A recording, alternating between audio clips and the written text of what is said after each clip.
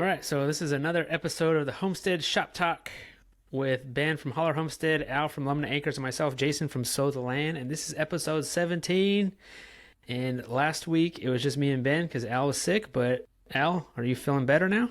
I am. I'm back at it. That is great. Good to have you back. I'm glad you're better. So today's topic, we're going to talk about shifting gears. You know, with the change of seasons. You know, summer's over. We got the fall going on. I'm wearing a flannel. Ben's wearing a flannel. You know, we're going to talk about priorities. You know, I think our priorities change when the seasons change. And we're going to talk about what those are a little bit later. But first, we're going to talk about our week. See anything exciting went on this past week. And who wants to go first? Before we go on with the podcast, I just want to say I enjoyed last week's podcast. I listened to it. You guys did an excellent job, so I enjoyed it. Well, thank you. Thank you. You're welcome. I think it was one of our popular ones. I think people like that one. So I'll start with last week. I did concrete. I don't think I said that before. No, I think we were getting ready for the concrete before that, and then last week we poured the week before we poured a 32 by 48 concrete pad, and it was 37 yards of concrete. I think that's what did me in. I was getting prepped and ready for that big pour, and I wasn't drinking enough water, and I just kind of like ran my body down. But we got the concrete slab in. It came out good. It ended up being 80 degrees that day on us. We had a nice foggy morning, and I got to rub this in, guys, a little bit first. I have not had a frost. Our first frost date is September 13th, and we still haven't had a frost, and I know you guys have gotten one. So I don't know what's going on, but my squash is still growing. Wow. Man. It's all that drought, or it's because we haven't got a good rain yet. I heard you guys say that in one of your recent videos. I was like, really? They've already gotten a frost? Yep. Yeah. I think we might get one this Sunday. There's a chance of it. So I've been loving the weather. Might actually do it again. Might do it again tonight. Another frost? Wow. Yeah. I think you guys are going to have a cold winter. You better get ready. Maybe. The 100-year-old snowstorm or something. Right? And then we'll be like 80 degrees up here, and you guys will be buried in the snow. This week we started putting solar panels on the workshop roof, getting ready for our big off-grid solar install. So we're trying to get all the panels on the roof while the weather is still good. And then we're going to be getting all the inverters and batteries installed after that. But had a hard time getting stuff. We got everything ordered, and our solar panels took like 2 or 3 weeks to get with just logistics. It was just the shipping companies. And then I ordered our solar racking from another company. They told me how much stuff we needed for everything. I ordered everything. I started putting it together. And I'm like, they told me I needed 30 feet. I need 120. So we ended up having to order quite a few more of those. But I was just like, man, we're just having terrible luck. It's just, I don't know. I would think since everything is in the last few years has happened, you would think that stuff would start getting better. But I feel like everything is still as bad as it was. Like, people still use that for an excuse, or they just like got lackadaisic where they could use that for an excuse before. Now they're just like, I don't want to work. So Yep. Yeah. How many panels are you putting up? We put 30 on the roof, and then I'm going to put 10 vertical on our wall. I want to do some like on a 90-degree angle to see how those are in the wintertime with all, they'll get like constant sun and they won't have any snow on them. So I'm kind of curious to see like what the difference is, because I know the ones on the roof, they'll be, covered in snow sometimes, and then it'll melt off, but we'll have 10 that should always be producing solar as long as the sun's out. I'd like to have it so we can air condition the workshop if we want, with a mini split, but kind of hijack it. So if we wanted to have like a butcher shop in there in the summertime, we could get it down to like maybe I don't know, maybe just one room, but get it down to like 40 degrees and be able to hang some beef or something. That's what I'm talking about. Yeah. I mean, we got the solar, so in the summertime, it's going to be cranking, and it'll be free. So the AC won't cost us anything to run. So the only thing that the mini split or the air conditioning will cost us is what the product costs. But I'm kind of like, I'm thinking I need to make like a big cool room so we can do some butchering and some just different stuff. But we'll have to wait and see. That. And you could run all that off of solar, huh? Mm-hmm. Yep. Wow. The wintertime, we get, that's what I'm curious about with you guys. So in the wintertime, we get really cloudy. Do you guys have a lot of cloud all winter, or do you guys have a lot of sun? I don't know. I guess that would depend. I think there was a number I saw. We have like 200 some odd days of sun here, where we're at. So, that's like what, 2/3 of the year is sunny, 1/3 of the year is cloudy. So yep. It depends. Usually our winters, I don't know, it comes and goes. It's in waves. I would say there's a lot of sunny days when it's really cold, because you're thankful for the sun. Yep. When it's, freezing outside. Which is kind of funny. The sunny days are usually the colder days because the clouds keep the heat in. So It's usually not as cold, or especially at night. If you have no sky, no clouds in the skies at night, it's usually a really cold night. Yep. I know there's a couple weeks there though in the winter, usually towards the end of winter, where there's no sun, and that's really depressing. Yep. It gets depressing. We've been having some moose hanging around the house lately. We had one, like I'd say 100 feet from the house, walk up right by the house up into the woods. And then last night and then this morning, we had 3 of them, probably 500 to 1,000 feet below the house, just in a clear cut that we cut to build into pasture. They're just a bull moose and then a mother and her daughter, I guess, just hanging out there. So it was kind of cool to see. Is it moose season? Is it hunting season? It's mating season, so you don't want to get too close to the bulls because they can get pretty aggressive. I don't know if it's hunting season.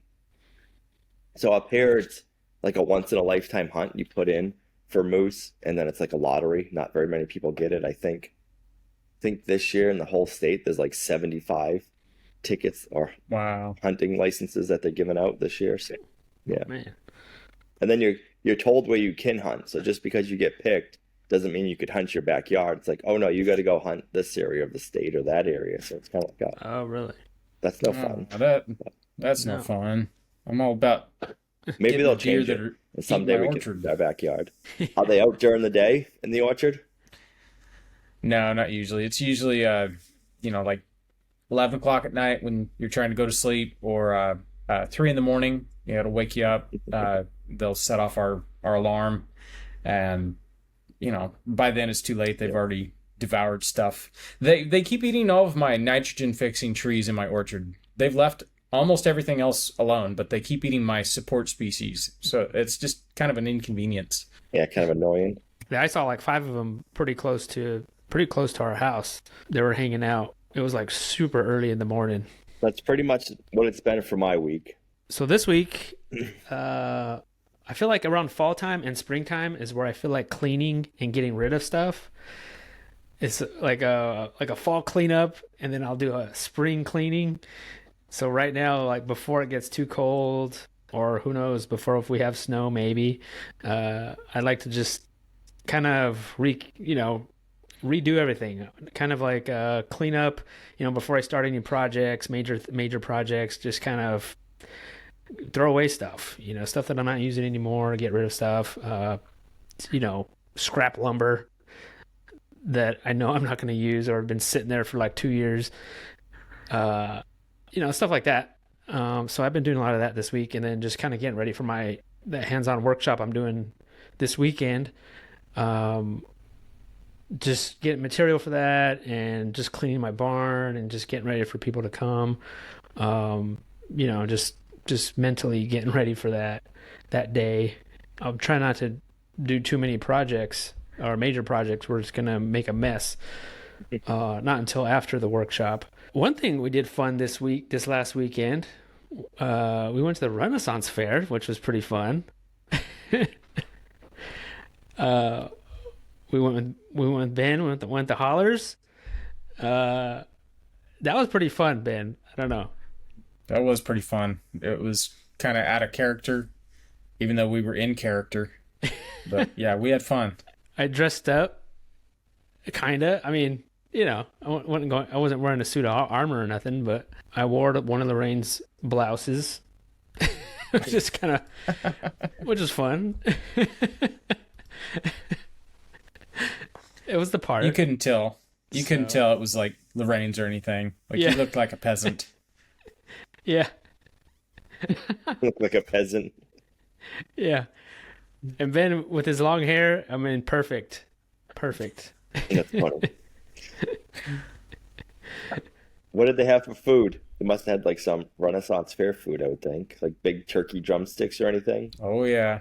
Got the big turkey drumstick. Turkey legs. What was that round thing Lorraine got? It was like a chimney or something. I forget what that is. I forgot what it was. Yeah, it was kind of like a pretzel, but they said it was like from the old world something. Like it looked like I don't even know what it was. It was like a hollow tube.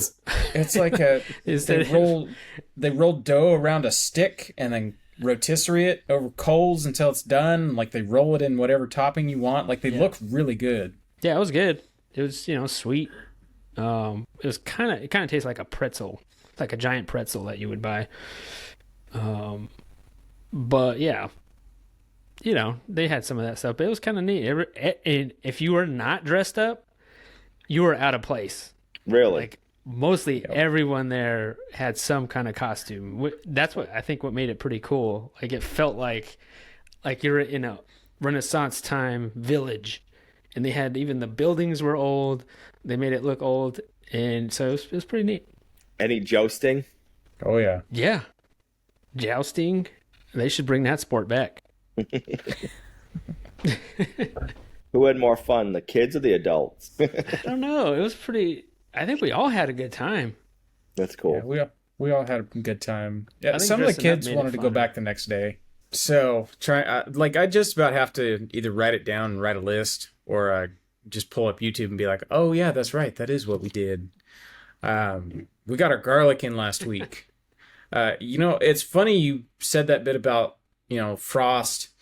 Us talking about planting our garlic and having a frost and stuff like that. We've had a lot of comments of people even up in Canada just kind of griping. They're like, we haven't had a frost yet. What the heck? Like we haven't even planted our garlic yet. Stuff like that. So it's just weird weather this year. It is. I mean, other than that, that's about the only garden related thing we've done. Everything else, we're this kind of goes with tonight's topic. We're working on cleaning stuff as well, just like Jason, for a lot of the same reason. There's the fall cleaning, spring cleaning type of stuff, but we're moving into getting stuff ready for our butchering classes we're doing in next month. So there's a lot of cleaning. There's going to be a lot of cleaning over the next few weeks. I don't know how I can get the barn perfectly clean for an event, and then in it's been 9 months and all of a sudden it's a complete disaster, and stuff that I didn't even know I owned is now all of a sudden everywhere. It's frustrating. And then the Renaissance Fair, we went to that this weekend. That was a blast. I had a blast. It was a lot of fun. I think what was cool was, just like Jason said, like if you were not dressed up, you were the odd one out. Honestly, there were people there that had better costumes than the people working there. So like there's some hardcore Renaissance fair goers, and it's cool. Like it's really cool. I didn't hear any foul language the entire day. It was just like families having fun. It was a really cool environment. Like it was really fun. Everybody was there to have a good time, and that's what everybody was doing.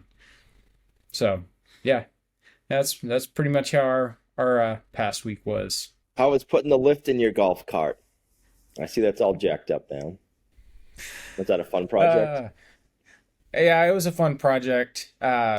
I didn't really have to modify anything too much. It was more of, there was some stuff like I need, what are they called? The little, what do they call it? A pickle fork or something like that for getting the tie rod ends undone. I don't have one of those, and so I couldn't get the tie rods off, so that took me like an hour to get those undone.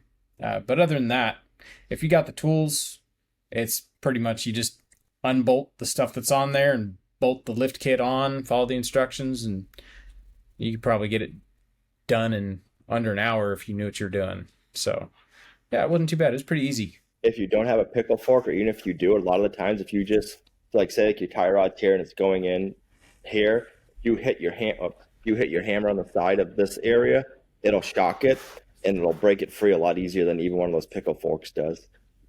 So just kind of, I tried that. It was pretty stuck.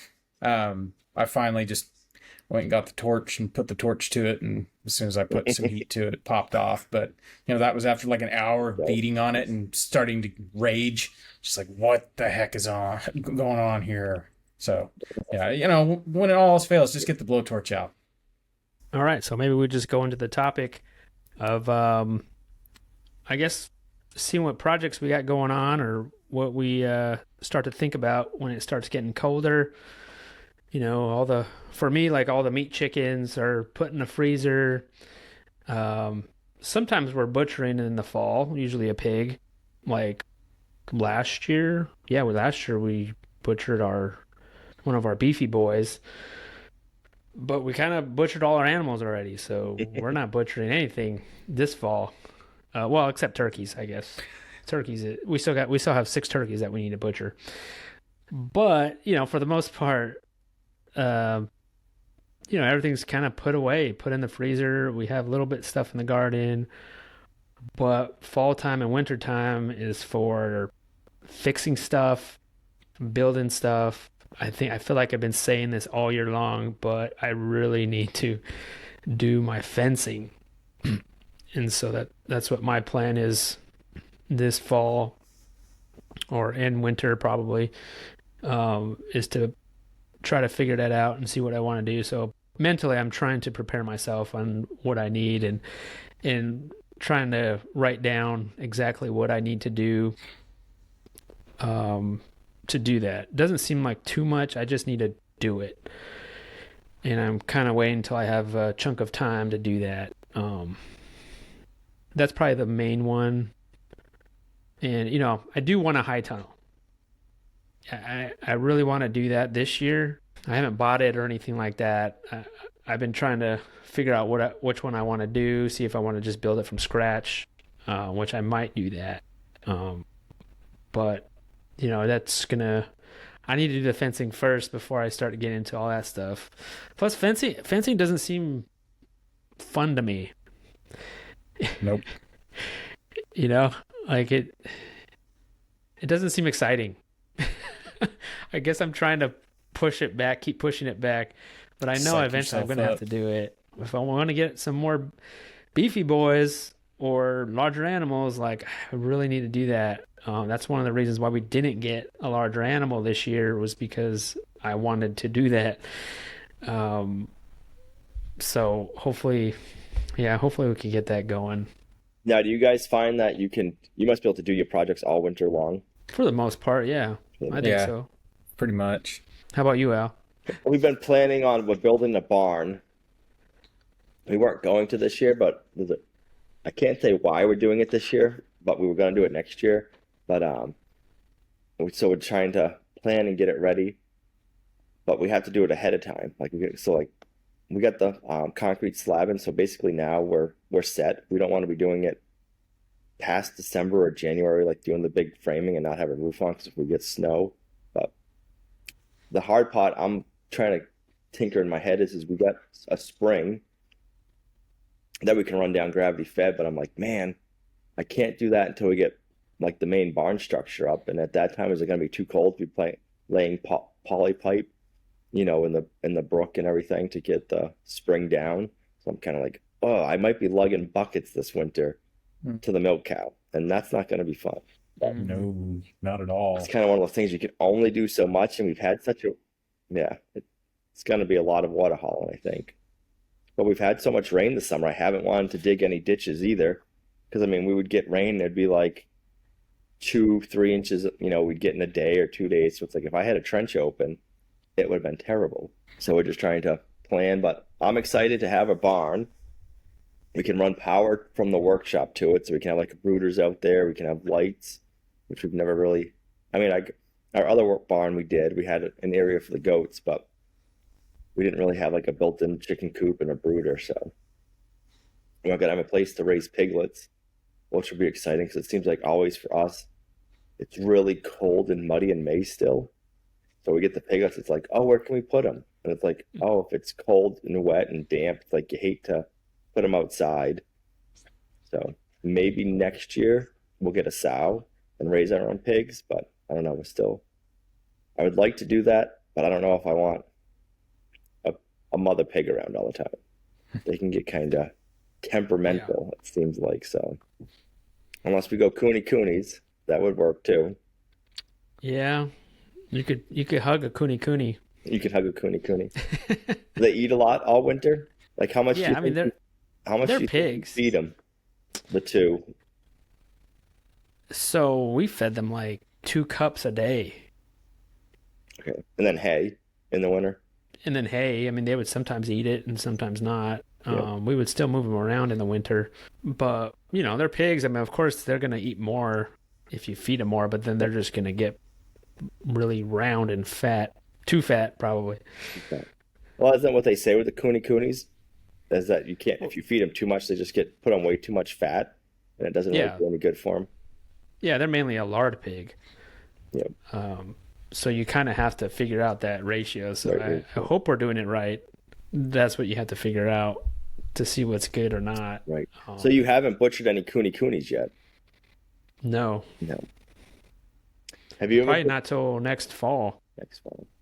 Have you butchered any coonies, Ben? No, I haven't done a cooney yet. That's one that I would like to. It sounds weird. I would like to see the inside of one of those. I assume just by looking at them, they're probably going to be real similar to a guinea hog, but I've heard their meat's way darker. So I don't know. I'm curious. We'll see. Yeah, I got 4 of them. So I guess like I start thinking about winter projects in summer. Like I stopped planning. Okay, like what do I want to do this winter, and what do I need to be planning ahead of time? So I think that's like interesting. Like you guys.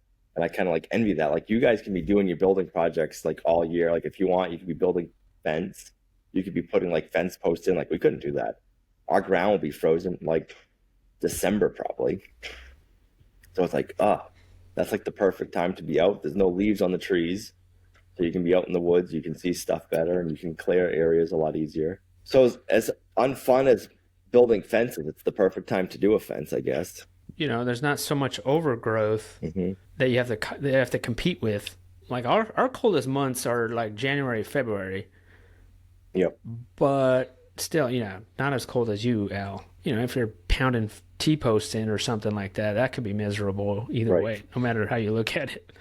Does your ground freeze very often, or for like an extended period? No, it does freeze. Really, we have to get down to like the low teens before we start. It gets impossible to do anything. I think, I don't know. I have had no reason to dig in the dirt when the ground's frozen. And so it hasn't really been an issue because it's like this conversation we're having right now. If you plan right, you shouldn't need to dig in the dirt when it's frozen. If you've, done your due diligence and made sure all of your digging is done when the ground's soft.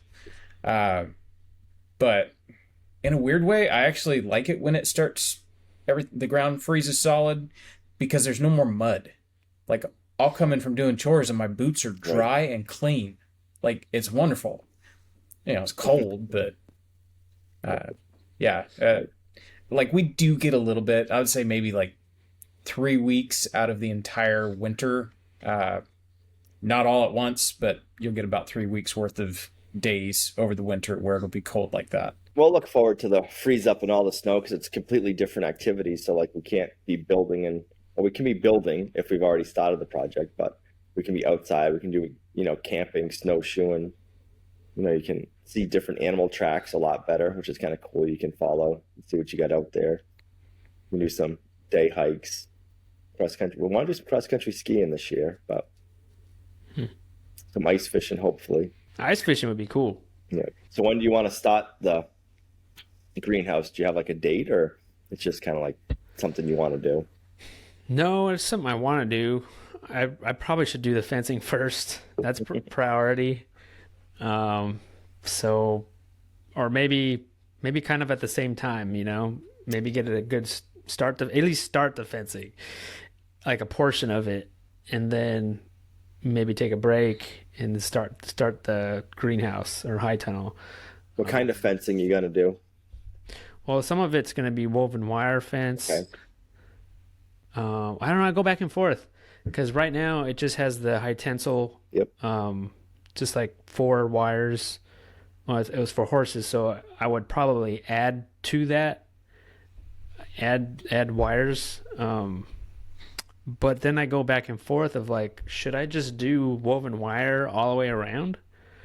If you want to get goats, I would do woven wire. If you're just gonna get the cows, I would just do the high tensile strength. I don't think I would get goats, but maybe sheep. Sheep. I don't know. Yeah, I go back and forth. I mean, I'm sure it's probably more money for the woven wire. They're less likely to go through a woven wire than... And it'll probably keep out predators better if you did woven wire versus high tensile strength. Keep out the coyotes and the fox. Right, because at first I was like, okay, I'm just going to reuse what I have. Just the single wires that are there. There's like only like four different wires, and then maybe add to the bottom of them, maybe add a couple wires there and just use what I have and then just hook that up, because pretty much I think it probably is ready to go. Maybe a couple spots need to be connected, but for the most part it's there. Maybe I should just get rid of that and just put woven wire, because I really just want to do it right and just want to do it one time. But then also I'm going to need gates and just in various spots, because we're having to like crawl through the fence right now. It's not electrified right now, but we're having to crawl through the fence just to get to the forest or the woods area. Yeah, because if you do the woven wire and you put a lot of gates in, you're gonna have to do a lot of like H braces and different diagonal braces and everything, for sure. I mean, even the place where I want it, where I'm gonna put it it's not the property line, it's just the pasture area. Do you know what size greenhouse you want to do? Like, you're gonna do like the whole pumpkin patch area, or? Not everything. I think I want to do like two different ones, or not two different ones, but two of them. I want to raise a couple pigs in one, because I like doing that at our other place. I'm thinking at least 14 feet wide by, I would say at least 50 feet long, maybe even longer if I can. They're more expensive now than what they were a few years ago. So would that be year round for the pigs or for the winter time? It'd probably just mainly for the winter. Yep. Or even like when what I liked doing was have a feeder pig. Like if I got 2 feeder pigs, like right away, just stick them in there in the shelter, just so they get kind of used to me. Yep. Like have a spot for them, I guess, instead of like a barn, and then leave them there for a few weeks and then take them out and put them in the woods. And then dump all those wood chips into the garden. I think the only hard thing would be getting wood chips. I don't know why people are so stingy with the wood chips down here. Yeah, I know. That's the only... We can't get them either. One of these last videos I did, I went to tour this new farm. He was paying to have wood chips delivered. He said it'd be like $1,200 for a big dump load of wood chips. Hey, that's about where I'm at. I don't understand why we can't just get them for free. Yeah, I'm getting to the point where I'm, ready to pay for them, just because it's like, where are they all going? This stuff grows on trees. I watched the county come down and clear trees that were leaning over the road, and they just wood chipped them right there and blasted them off the road into the woods. It's like, just point the chute on my driveway. I'll take them. They don't have any interest. That's weird. I think we're I gonna have know. to buy them in this winter for our deep bedding for the cows. Unfortunately, It's so bizarre. Yeah, it is. I think it comes down to labor. Nobody wants to work, so people are like you were saying, Ben. They're just blowing them into the woods because they don't have the extra help to load them into the truck and transport them somewhere. And then it saves them money because they don't got to pay for the fuel to truck them. See, that's another thing that we yeah. got to start. Landscape. Landscape company Right? just to get free wood chips. Just to get free wood chips. You can get paid to do the landscaping, and then your tip would be the wood chips. Yeah. In your spare time, you guys should start that for a business. Yes. With all this spare time we got. Along yeah. with a notary. Right. Yeah.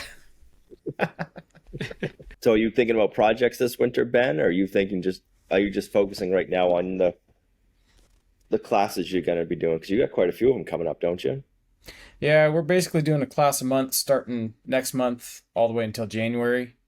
And so I do have some building projects that need to get done, but I don't know if I'm going to get them done. Like, I still need to skirt this place. I was going to try to get this mobile home skirted before winter, and I'm like running out of time.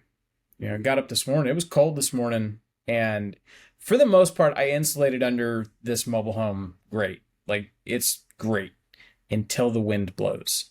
And when the wind blows, it just sucks the warmth right out from under us. So that's about the only time it's miserable. The wind doesn't blow all the time, but when it does, this floor gets cold. So yeah, there's projects like that I would really like to do. I don't know. It's just the fitting it in. I got a whole bunch of cleaning to do. I got a whole bunch of just, you know how it is. It's the little stuff, the nickel and diming you to death. You know, got to run here, got to go here and do that. And before you know it, your week's gone. And, you know, that's been something that's been kind of hard out here is everything's closed on like Saturdays and Sundays. Almost every place is closed on Sunday.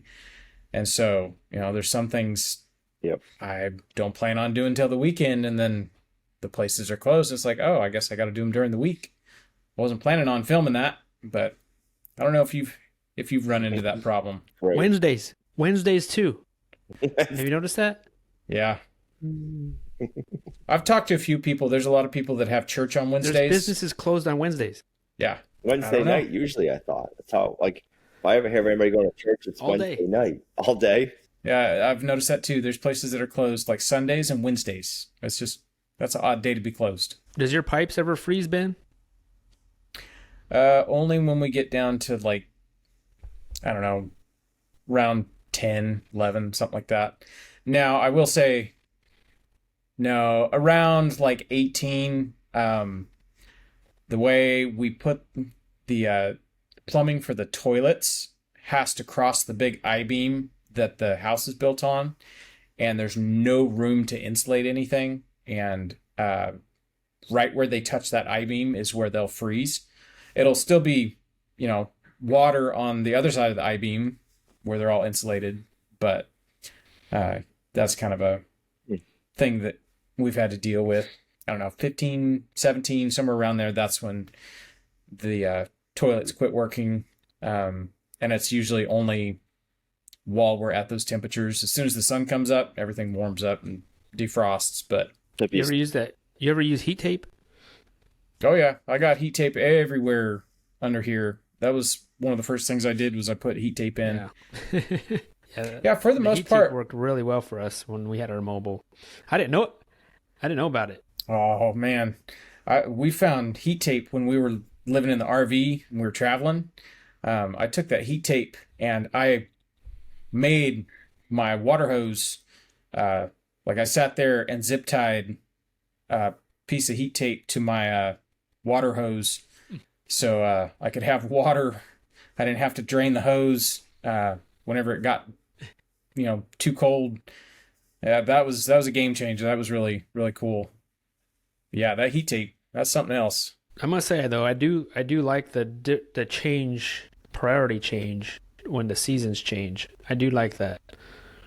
It just kind of switches it up, you know. Just mentally we're like, okay, stop focus on one thing and then start doing another thing, and it just kind of changes things and it makes it more, I don't know, fun. Now, do you guys ever get the feeling like, I know like for us, like this time of the year, we get like, I don't want to say frantic, but we kind of get anxious or not. I think it's like a subconscious thing. It's like, oh no, like why am I all worked up? Why am I feeling all whatever? And it's like, oh yeah, winter's coming.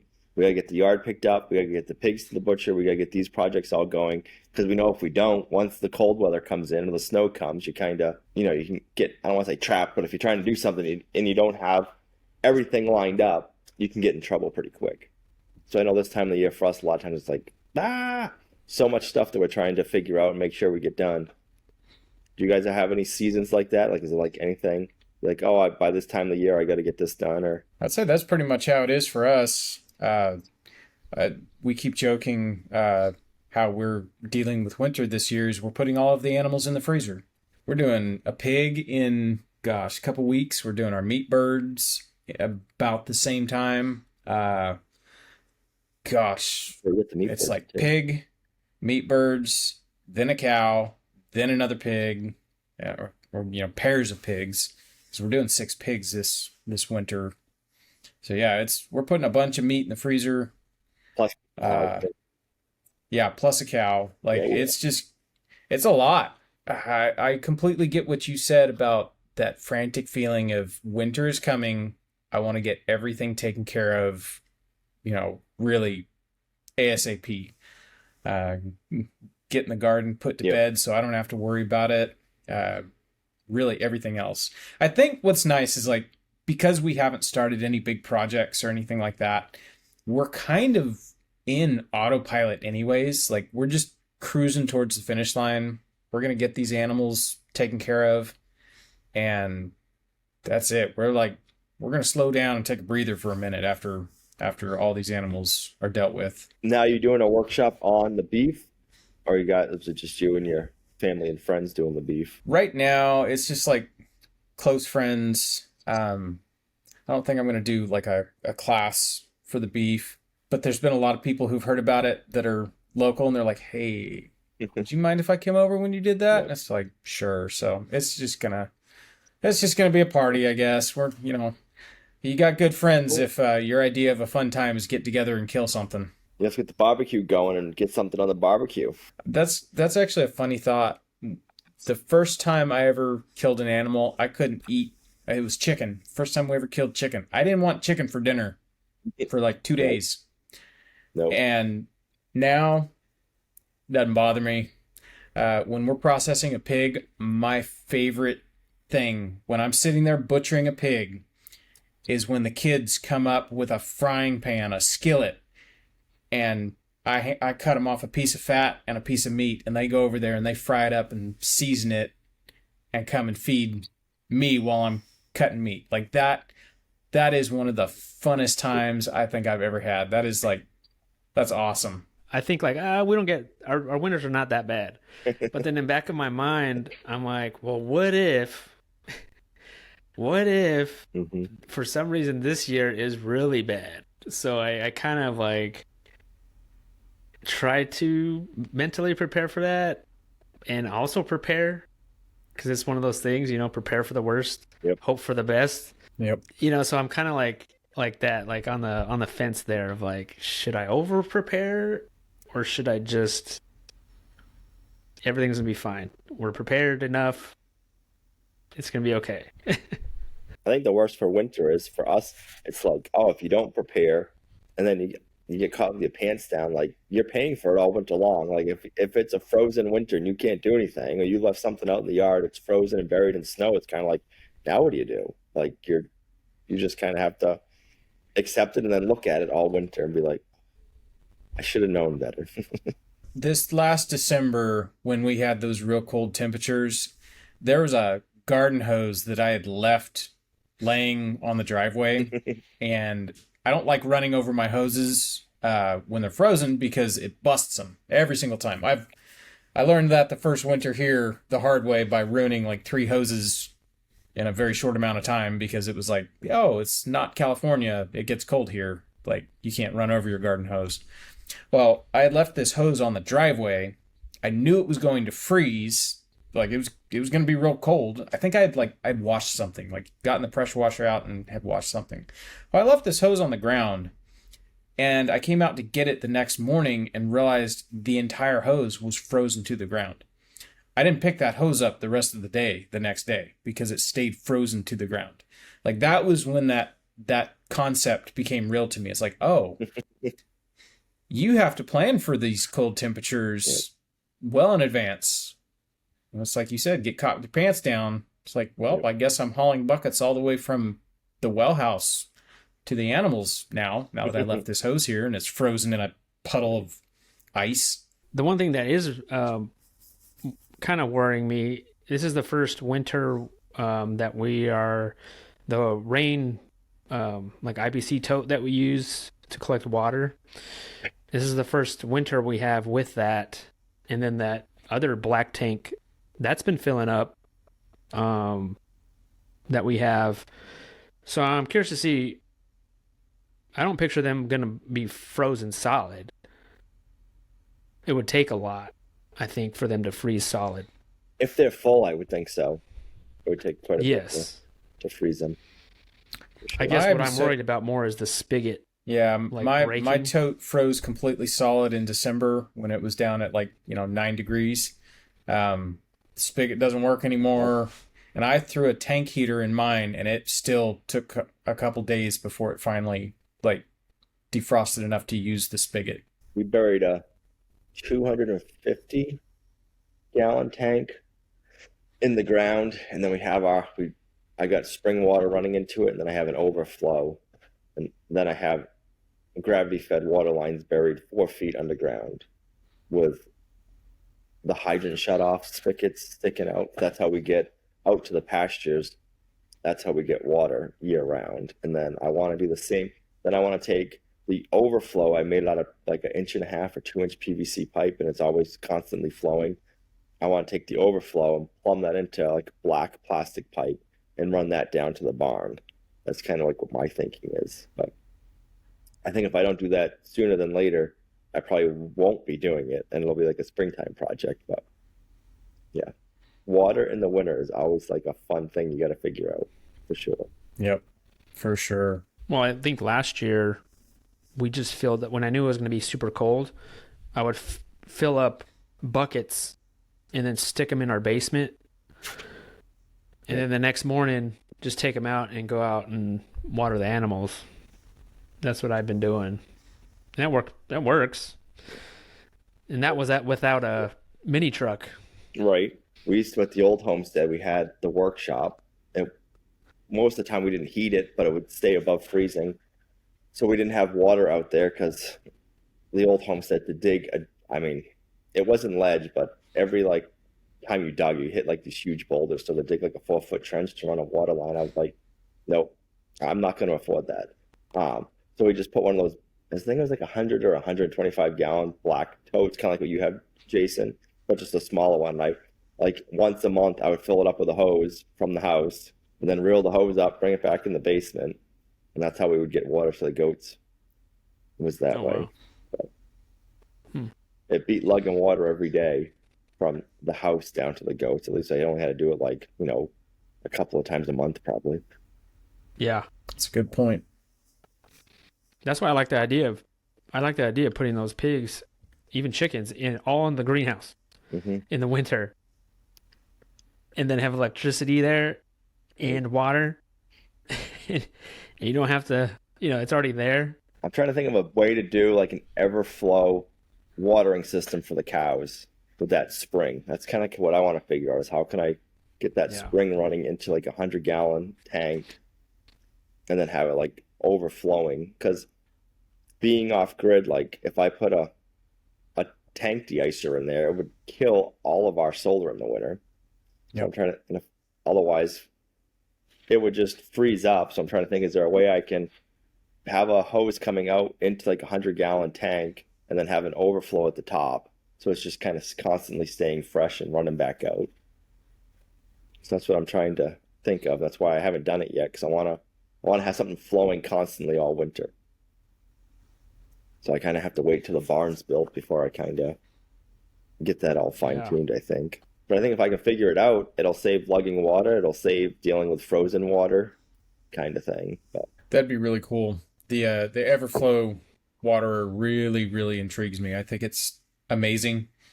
I helped Justin figure out his a couple years ago, and that is one small disappointment I have with our property is all of our springs are at the bottom of the property, and there's not enough drop to even put in like a ram pump or anything like that.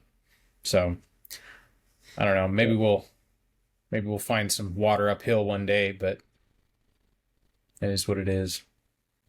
right. Like I said, they really intrigue me. You think I could do that with that 1,000-gallon rain tank I have on top of our property? Like open up that valve and then have that keep flowing, or no? I don't know how much Well, the flow way you that- have to have yeah. for to keep it from freezing and not run out of water. You could probably put an electric pump in it, and I wonder if you could do that. I wonder if you could put an electric pump and like recirculate the water out and back up.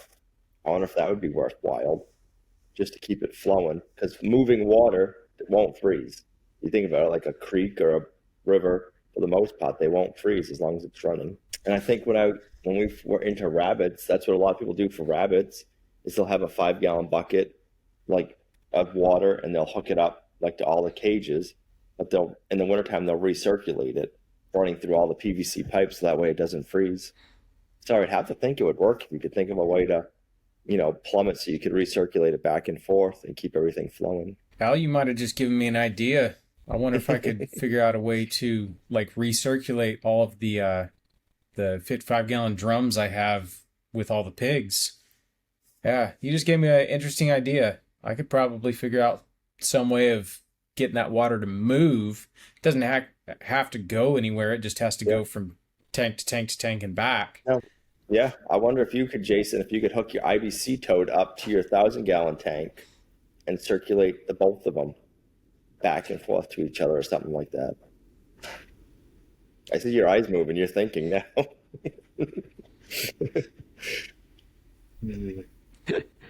Yeah. Yeah. I mean, I have electricity too where the IBC tote's at. Yep.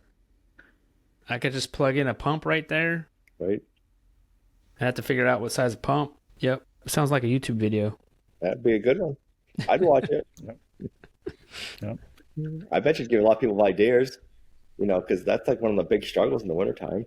Especially, I think, even for like you guys, because you don't bury your water lines and it doesn't get cold, like super long or for extended periods. So if you could think of ways to when it does get cold, that you could always have your water, not have to worry about the lines freezing. I think our frost line is 6 inches.